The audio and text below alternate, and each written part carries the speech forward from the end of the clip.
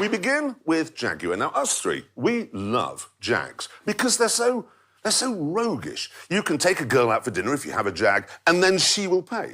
You can go and stay with people for the weekend, help yourself to all their belongings, and no one will mind because you have a Jag. Exactly. In fact, people expect it. What we have here are two cars. One of them is a spacious, practical four-door saloon. The other is a blistering, growling monster.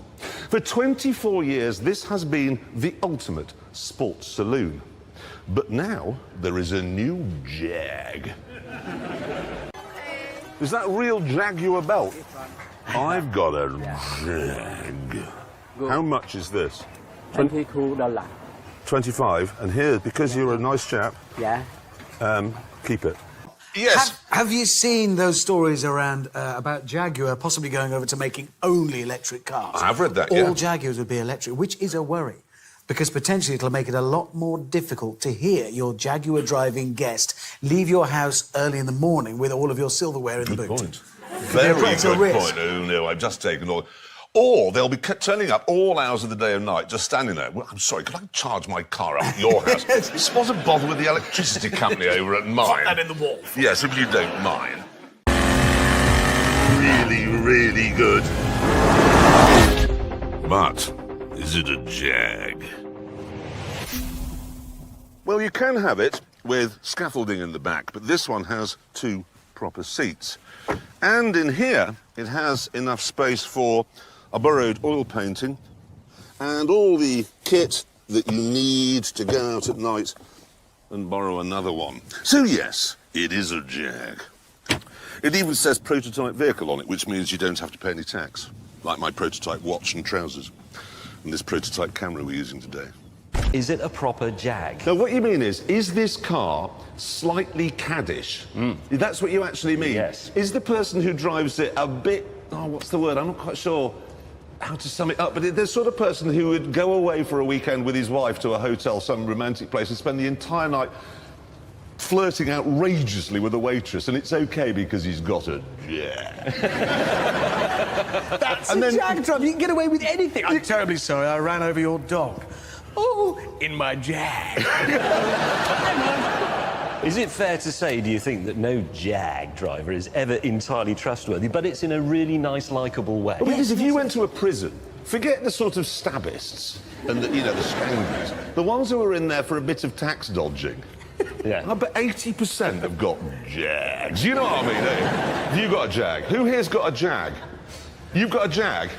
Look at him. Yeah, he's a Jag driver. He goes away with a sort of girl for the weekend and then goes, awfully sorry. Bit of an issue with the Would you wallet. mind awfully settling this while I go and warm up the Jag? You know what I mean? The thing is, I think that is just a brilliant, brilliant piece of design because it's a Jag, but it's kind of modern.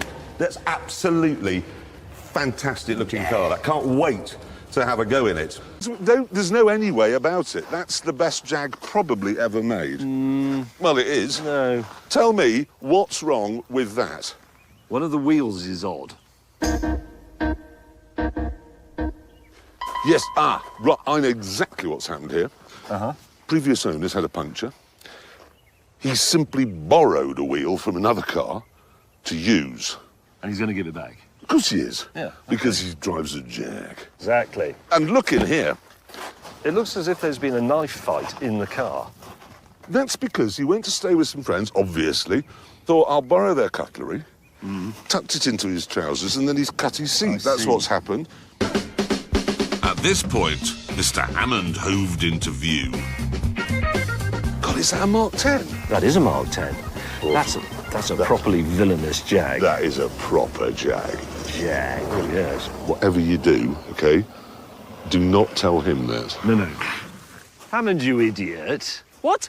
Well, we're supposed to be upholding the reputation of Jaguar. You've brought an antique, you've brought an old piece of furniture. I am celebrating and reveling in the glories of Jaguar. This is 1967 420G.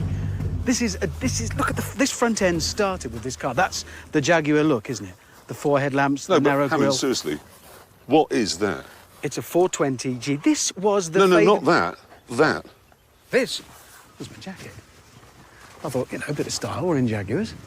There's no style in the jacket at all. This is riddled with style, mate. That is. Some of your jackets are terrible, but I can't. Anyway, this was favoured by every villainous bank robber and baddie in and around England in the 60s. And how much did you pay for it?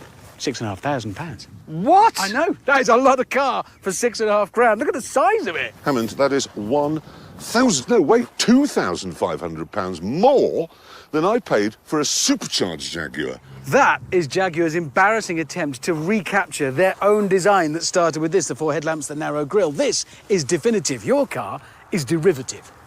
And Hammond wasn't finished there. Look at the size of this. Imagine how many oil paintings borrowed I could get in there. It smells terrible. Toolkit. Let me have a look. That's for opening windows. It is no. This is not necessarily for fixing the car. None of it. That's for cutting through somebody's fence. This is for undoing the paintings from the walls. All the Jaguar toolkit is just for burglary. It's got Jemmy in it.